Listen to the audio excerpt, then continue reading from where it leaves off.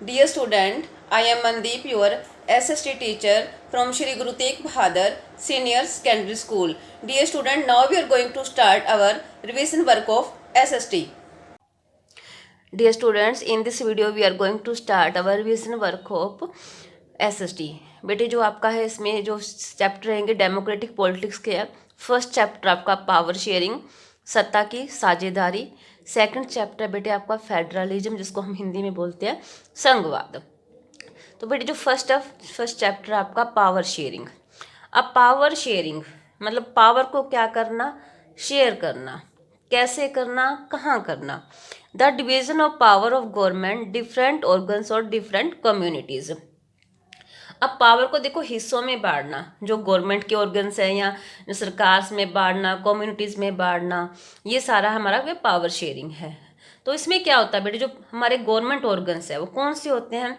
First हमारा आता है लेजिस्लेचर, सेकंड एग्जीक्यूटिव, थर्ड है जुडिशरी। जो हमारी जुडिशरी होती है वो बेटे क्या होता है, उसको हम क्या कहते हैं, जुडिशरी हमारी इंडिपेंडेंट होती है। ये बिल्कुल उसको क्या गवर्नमेंट से अलग रखा जाता है। नेक्स्ट में स्टेजेस ऑफ गवर्नमेंट रहती हैं। स्टेजेस और गवर्नमेंट ये क्या होती हैं। अब देखो जो सेंट्रल लेवल पे भी गवर्नमेंट होती है, स्टेट लेवल पे भी होती है, और इंडिया में तो क्या लोकल गवर्नमेंट भी होती है, जैसे पंचायत होगी।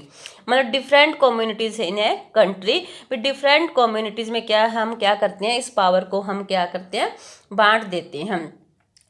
In order to ensure smooth run of the government and to check that all power are not concentrated within one hand।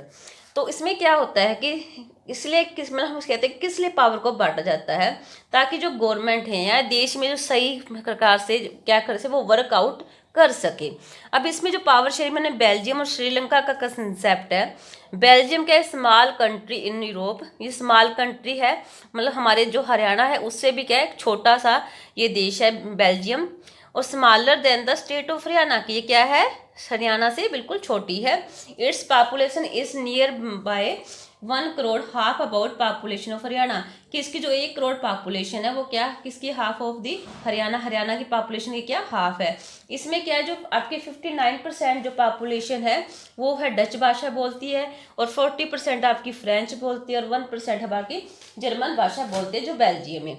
अब जो श्रीलंका है उसमें क्या होता है, उसकी जो जातीय बनावट है कहते उसमें भी बहुत ज़्यादा विविधता पाई जाती है। वहाँ पर सहेली समुदाय बहुसंख्यक है, तो उसमें इनकी जो जिनकी आबादी कुल जनसंख्या की 18% है। और तमिलों में क्या 2 उपसमूह है। देश के तमिल निवासी श्रीलंकाई तमिल कहलाते हैं जो 13% है। और उसके बाद है बाहर से आए लोगों की संतान को भारतीय मूल के तमिल कहते हैं, जिसकी संख्या है 5% है।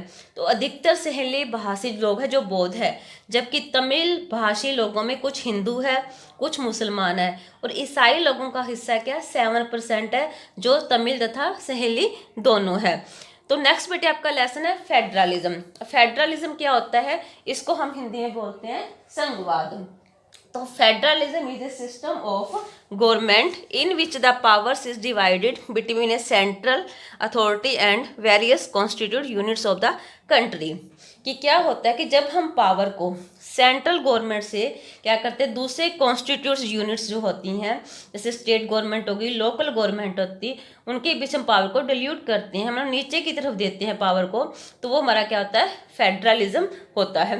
अब फेडरलिज्म में बेटे जो हमारी फर्स्ट सबसे इसमें क्या कहते हैं, एक हमारी होती है यूनियन लिस्ट, जिसको हम संघ सूची बोलते हैं। अब संघ सूची में हमारे प्रतिरक्षा, विदेशी मामले, बैंकिंग, संचार, मुद्रा जैसे राष्ट्रीय महत्व के जो विषय आते हैं। सेकंड हमारे होते हैं स्टेट लिस्ट, जिसको हम राज्य सूची बोलते हैं। और राज्य सूची में हमारे पुलिस, व्यापार, वाणिज्य, कृषि और सिंचाई के जो विषय आते हैं। थर्ड हमारे होते हैं कंकरेंट लिस्ट, जिसको हम क्या बोलते हैं, समवर्ती सूची। अब समवर्ती सूची में शिक्षा, वन, मजदूर, संघ विभाग, गोद लेना, उत्तराधिकार के जैसे ये हमारे विषय आते हैं। अब देखो इस संघवाद में बेटे, अब संघवाद की मैंने आपको इसकी डेफिनेशन बताई है। अब इसको होते हैं फीचर्स ऑफ फेडरलिज्म, कि जो हमारे फेडरलिज्म के फीचर्स कौन कौन से होते हैं। अब फेडरलिज्म के जो फीचर्स रहेंगे वो हमारे इसमें रहेंगे, जैसे मान लो कि आप क्या करते हो, आपको एग्जांपल देती हूँ कि आपसे आपने कोई कार लेने जा रहे हो, तो आपसे मैं फीचर्स पूछती हूँ, तो आप बताते हो कि इस कार में ये चीज़ें हैं, ये इसकी खूबियाँ हैं, तो आप मुझे उस कार के बारे में बता रहे हो। तो उसी प्रकार जो फेडरलिज्म में क्या होता है, जो हमारा फेडरलिज्म है इसमें क्या होता है कि ये किन किन डायमेंशन पर इस पर बात की जाती है, वो सारी चीज़ें क्या है फेडरलिज्म की फीचर्स बन जाते हैं। अगर आप बोल रहे हो कि आपकी कंट्री एक फेडरल कंट्री है, तो उस कंट्री में क्या चीज़ें होनी चाहिए, क्या इंस्टीट्यूशन होना चाहिए, क्या उसमें किस तरह से अरेंजमेंट होना चाहिए, वो सारी चीज़ें हमारी फीचर्स बन जाते हैं। अब जैसे मैंने आपको बताया है ना कि जो हमने क्या किया था कि जैसे हमने सेंट्रल गवर्नमेंट, हमें पता है गवर्नमेंट सेंट्रल लेवल पे भी होती है, स्टेट लेवल पे भी होती है और लोकल लेवल पे भी होती है कि ये क्या है there are various level of government के, ये क्या है अलग अलग गवर्नमेंट के लेवल होते हैं। तो जो फेडरलिज्म की बेसिक रिक्वायरमेंट क्या है, यहीं से क्या हमारी स्टार्ट होते हैं कि आपकी कंट्री फेडरल कंट्री तब रहेगी जब वहाँ पर दो से ज़्यादा लेवल रहेंगे गवर्नमेंट के। तो इस प्रकार से ये हमारा क्या है, ये है फेडरलिज्म। तो बेटे फेडरलिज्म की हमने बताना कि फेडरलिज्म है उसकी क्या विशेषताएं होती हैं। तो एक फेडरल कंट्री है उसकी हमें क्या क्या विशेषताएं होगी वो हमें बताना है। अब फर्स्ट है, जैसे इसमें मैंने आपको बताती हूँ, जैसे फर्स्ट हमारी रहेगी विशेषता इसकी सरकार के दो अधिक स्तर। अभी मैंने आपको बताया है संघीय शासन व्यवस्था में क्या होता है, सर्वोच्च सत्ता केंद्रीय प्राधिकरण और उसकी विभिन्न अनुषंग इकाइयों के बीच बढ़ जाती है। और इसमें एक सरकार पूरे देश के लिए होती है तथा दूसरी राज्य या प्रांत स्तर की होती है। सेकंड इसका विशेषता है कि एक नागरिक समूह अलग अलग अधिकार क्षेत्र के अलग अलग स्तर की सत्ताएं एक ही नागरिक समूह पर क्या शासन करती है, पर कानून बनाने, कर वसूलने और प्रशासन का उनका अपना अपना अधिकार क्षेत्र होता है। नेक्स्ट रहेगा इसमें संविधान की सर्वोच्चता।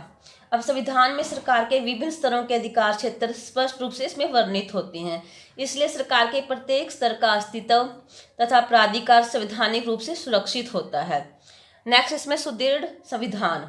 संविधान के मौलिक प्रावधानों को किसी एक स्तर की सरकार अकेले नहीं बदल सकती, ऐसे बदलाव दोनों स्तरों की सरकारों की सहमति से ही हो सकते हैं। नेक्स्ट इसमें दोहरे उद्देश्य। संघीय शासन व्यवस्था के दोहरे उद्देश्य होते हैं, देश की एकता की सुरक्षा करना, उसे बढ़ावा देना, इसके साथ ही क्षेत्रीय विविधताओं का क्या पूरा सम्मान करना। तो ये बेटे आपका रिवीजन वर्क है, तो आपने अपना जो टेस्ट है बेटे अच्छे से अटेम्प्ट करना है। थैंक्स बेटे, हैव ए नाइस डे।